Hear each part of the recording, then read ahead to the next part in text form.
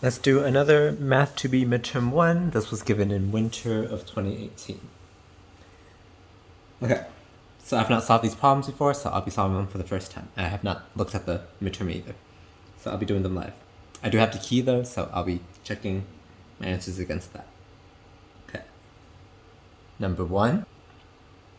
We're asked to evaluate integral from 1 to 3, 2x plus 3 dx using the definition of the definite integral.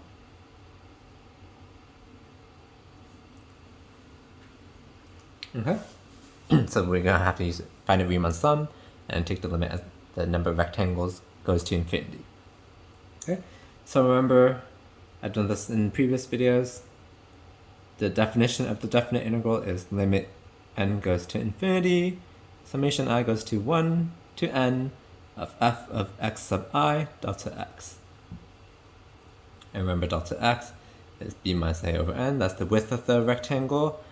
X sub I is the endpoints of the rectangle. That's a plus delta x times I. We start from the leftmost point, we move one rectangle away, and then another rectangle away, so on and so forth. Okay?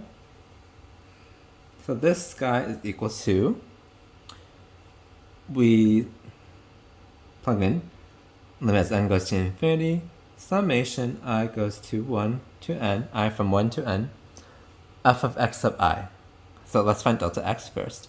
That's just 2 over n, that's 3 minus 1, divided by n, so that's 2 over n. X sub I is 1 plus 2i over n. Okay? So our f of x is 2x plus 3. We want f of x sub I, so we plug in x sub I as x. It will be 2 plus 4i over n plus 3. That's f of x sub I, so 2 times this. That gives us 2 plus 4 over n. We still have the plus 3, that's there. And then times delta x, 2 over n. Okay? This is limit n goes to infinity of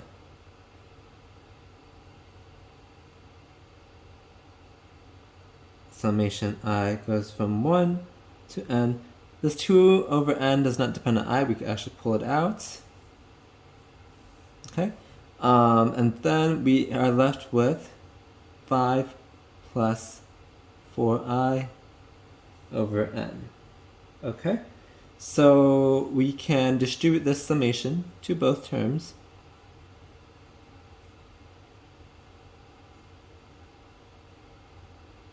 Summation of I goes from 1 to n of 5 plus 4 over n summation I goes from 1 to n of I.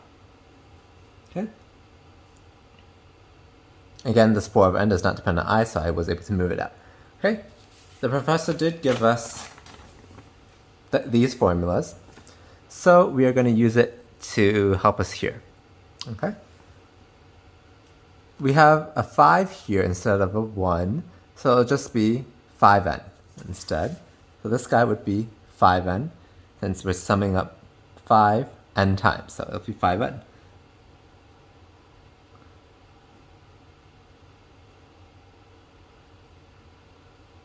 Okay, now what about this guy? This guy is here, n plus 1 over 2.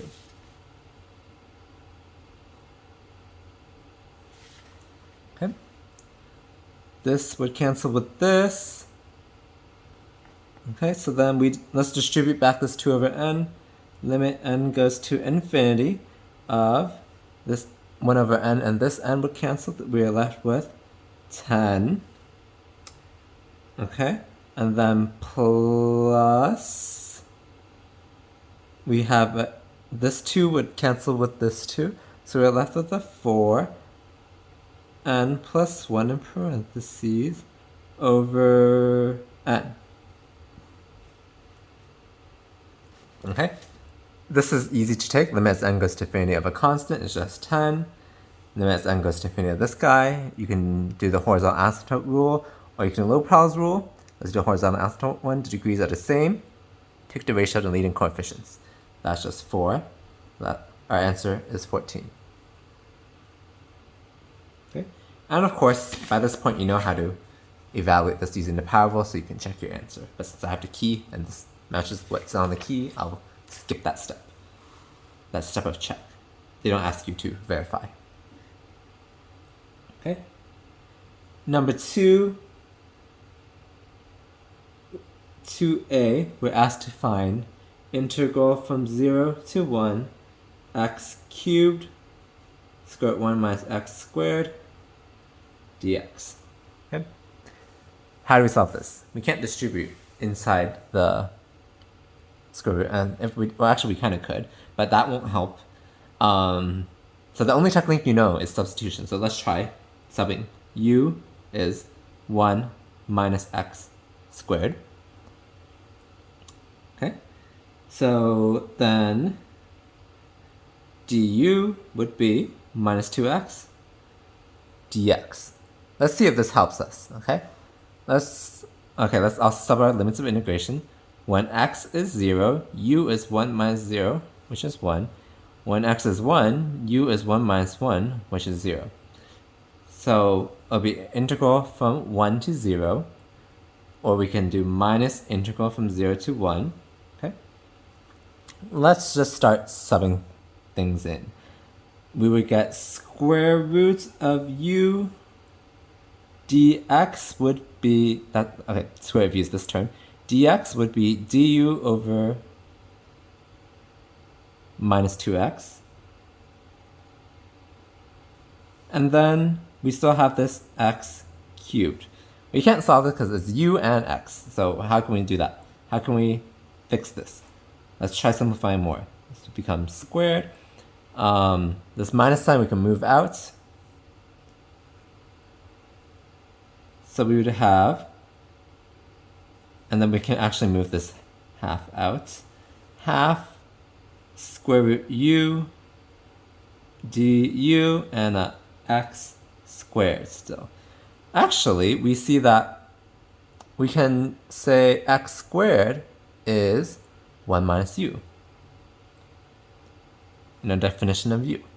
We just solve for x squared. Then we can sub in x squared as 1 minus u, and then this is an integral that we know how to solve.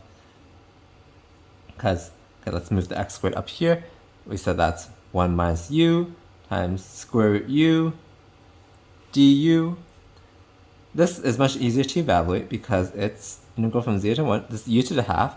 So it'll be u to the half minus u to the 3 halves du.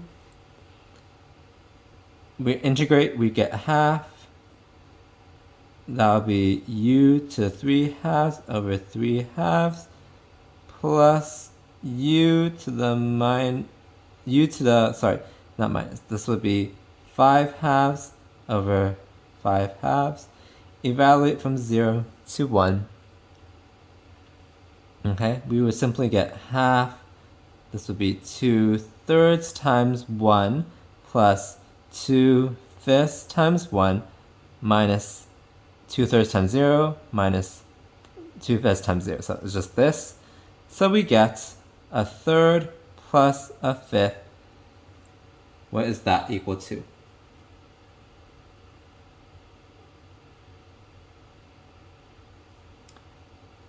Let me see if I'm on the right track first. Yes, that's good. Okay, so 1/3 plus 1/5. Actually, they got minus. This should be a minus, my bad. Okay, this is the minus from here. Minus, minus, minus, 1/3 minus 1/5. So if we simplify, that would be 5 over 15 minus 3 over 15, which is 2 over 15. That's our answer. Okay. So here, the idea was make a substitution. We started substituting, we see x squared still, but we know that u is 1 minus x squared, so we can say x squared is 1 minus u by the same definition. So we can sub in everything as u. And don't forget your limits of integration. In this case, they happen to be the same, but with a minus sign. Okay? Because the order was flipped. Okay?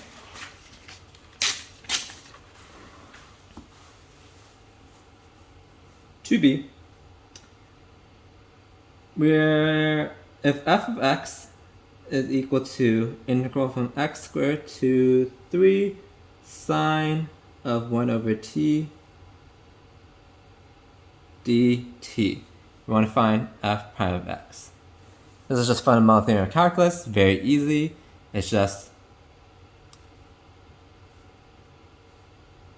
show you. Okay, let me just write the whole thing. It'll be if we plug in the upper bound times derivative of the upper bound minus plug in the lower bound times derivative of the lower bound. Okay, so for the first term, it'll be sine of 1 over 3 times derivative of 3. Derivative of 3 is just 0, so everything would be 0, minus sine of 1 over x squared. We plug in the lower limit. Okay, the lower limit we plugged in times derivative of x squared. Okay, so that's just minus 2x sine 1 over x squared. Okay, as simple as that. Fundamental theorem of calculus, super easy. Okay, number 3, we're asked to find area of the region enclosed by y is equal to x squared and y is equal to 2x. Okay, so let's sketch this. How does it look? X squared is a parabola. Okay. Y is equal to 2x. It's just a straight line. Looks something like this. Okay. So this small area here would be the region that we want to find the area of A. Okay. So we probably want our points of intersection. How do we get that? We can quickly do it in our head. This one's obvious. That's when it's 0. When x is 0, y is 0. That's easy. What about this point? How do we do that? Well, we just we set these two equal to each other, correct? So x squared is equal to 2x, or let me just write it out. X squared minus 2x equal to 0.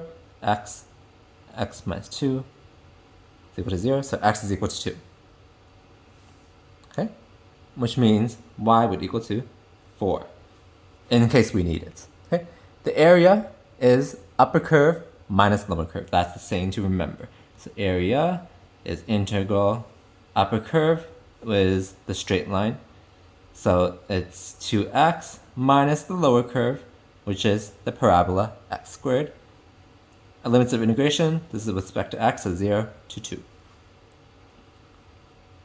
This is easy. That's just x squared minus x cubed over 3. Evaluate from 0 to 2. This is just 4 minus 8/3. We can simplify if we want. That would be what? 12, so 4/3. Yep, that's our answer. Okay, so that was part A. 3B is a set up. Don't evaluate, just set up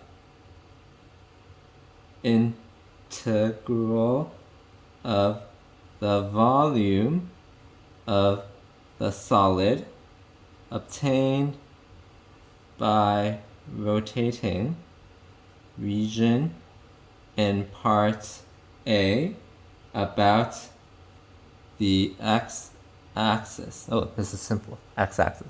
So x-axis, so it's this guy right there. So usually I draw the region.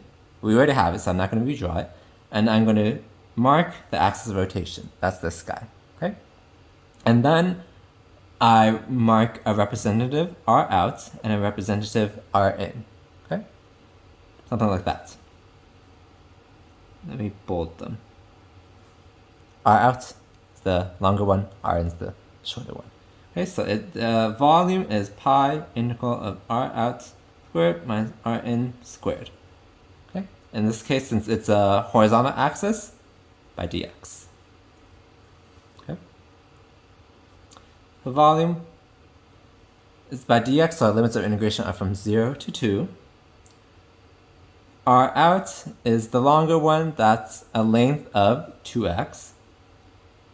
Minus R in, that's the shorter one, that's x squared. So it'll be x to the 4th dx. Okay? So this is just pi integral from 0 to 2, 4x squared minus x to the 4th dx. Okay? Oh, we don't need to evaluate, just set it up. So this is fine. Maybe this is even fine. But this is even better. Okay?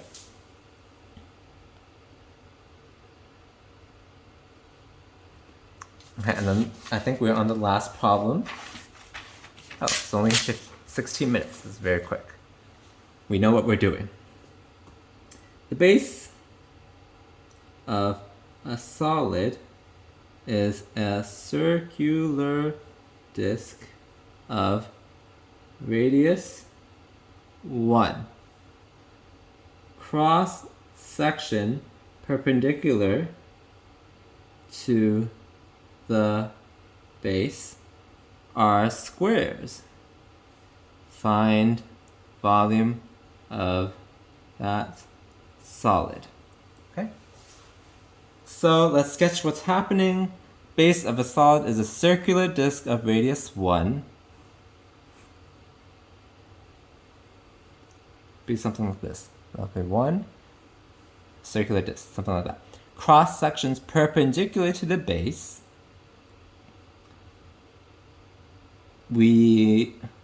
Perpendicular to the base. Well, this is circular, so it doesn't quite matter which way we do it, but let's do it like this. Are squares. So you can imagine that if you take a cross section like this, you would get a square that's like this. Over here, you get a bigger square. Okay? Over here, you get a smaller square. Looks something like that, okay? Hopefully it's visible on camera. It kind of is, okay. So cross section, you got a square that looks kind of like these, okay? So we want to find the volume of this solid, okay? Remember how to do this? It'll be, if this is length of the side, it'll be side squared dx integrate, okay? Because volume is area of the base times height. Area of the base is the square, and height is infinitesimal, that's dx, and we just sum it all up across this whole region, okay? So how do we get the length of the side over here? Okay, so here the trick is the equation of the base is a circle, so that's x squared plus y squared is equal to 1. So y is equal to 1 minus x squared plus and minus. Plus would be this upper, minus would be the lower half, okay? So the length of this S, if we take the top half, that's square root 1 minus x squared. We take the bottom half, that's minus 1 minus square root, minus square root 1 minus x squared. Okay, so it's the integral. Okay, let's worry about limits of integration afterwards. So we said S was square root 1 minus x minus negative square root 1 minus x. We square this, dx. We integrate within the whole range of x. That's from minus 1 to 1. Okay?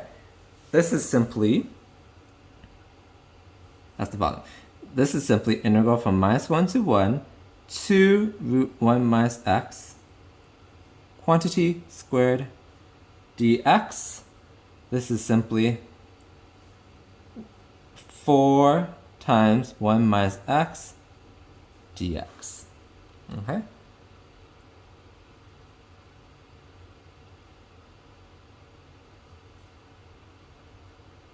Oh, sorry, this should be a squared. I'm missing squared. I'm like, this would be a 0. This doesn't work. Okay, so I missed the squared when I copied it over here. Okay, so everything else is the same. I just miswrote the function. Okay, so here, how can we evaluate this? We can do fundamental theorem calculus after the parable. We also notice that this is symmetric It's an even function, so we can write it as 8 integral from 0 to 1 of 1 minus x squared dx. We like zeros, that's why we want to do it like that. Be 8 times x minus x cubed over 3, evaluate from 0 to 1. This is simply just 8 times 1 minus a third.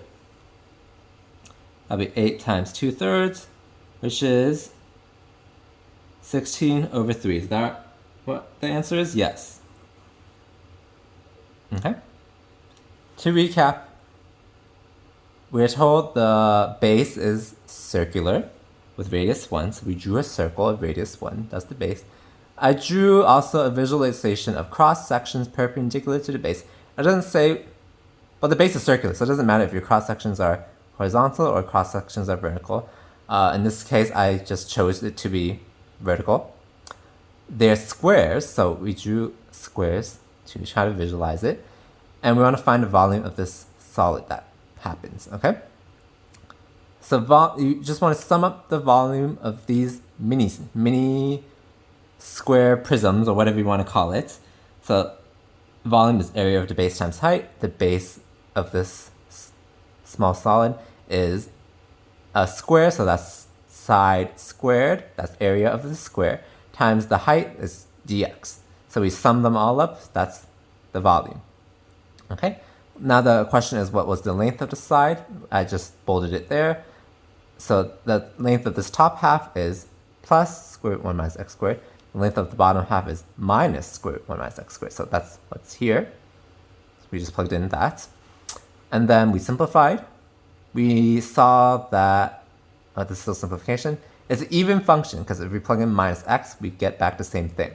So we can double it and integrate from 0 to 1 instead. Okay, because we like zeros, they make things easier. And then we solved. Okay, so that was this midterm. It was not bad at all. If you have any questions, as always, leave it in the comments. And if this video helped you in any way, please hit that like button.